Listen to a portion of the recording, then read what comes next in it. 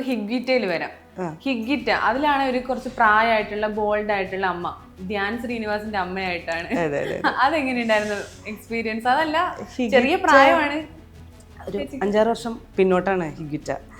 അപ്പോൾ ഇവർ ഹേമന്തേട്ടനാണ് ഡയറക്ടർ. എനിക്ക് നേരിട്ട് പരിചയമൊന്നുമില്ല. അമലേട്ടൻ എന്ന് പറഞ്ഞിട്ടുള്ള മേക്കപ്പ് മാൻ പറഞ്ഞിട്ടാണ് എന്നെ ഹേമന്തേട്ടൻ മീറ്റ് ചെയ്യാൻ വേണ്ടി വിളിക്കുന്നത്. ആക്ച്വലി ഫോട്ടോ കണ്ടിട്ടുണ്ട് അവർ, അല്ലാതെ അവർക്കറിയില്ല. അല്ലെങ്കിൽ ഞാൻ ഇവിടെ കൊച്ചിയിൽ വന്നിട്ട് ഞാൻ വേറെ വർക്കിന് വന്ന സമയത്ത് കൊച്ചിയിൽ ഹേമന്തേട്ടനെ പോയി കാണുന്നു.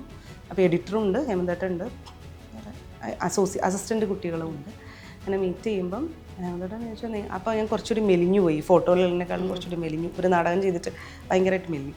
അപ്പോൾ നിങ്ങളത്ര മെലിഞ്ഞിട്ടാണെന്ന് അറിയില്ലായിരുന്നു, എന്താ ചെയ്യുക, ധ്യാനിൻ്റെ അമ്മയായിട്ടാണ്. ധ്യാനിനെ നിങ്ങൾ കണ്ടിട്ടുണ്ടോ ചോദിച്ചു.